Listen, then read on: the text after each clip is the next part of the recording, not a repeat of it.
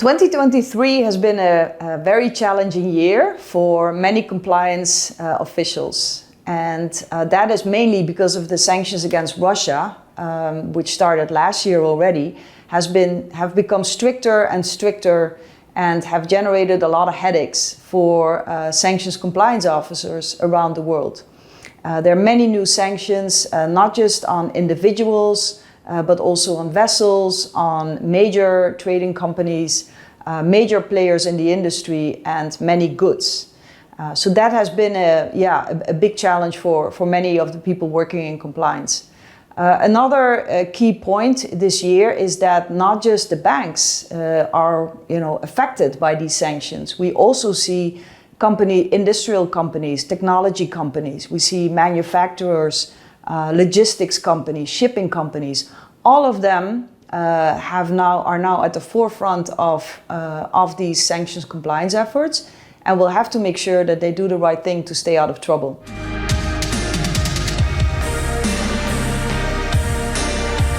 The regulatory expectations have grown tremendously. Banks and other companies have to make sure not only that they have some sort of solution in place, but that they can screen adequately. And that means that they have to be able to generate alerts that are meaningful, that they don't miss out on certain names that are spelled in a different way, in a slightly different way, because the bad guys know if they spell their name in a different way, the system may not catch it. So the regulators have increased their expectations in that respect, and just having a system in place is not enough.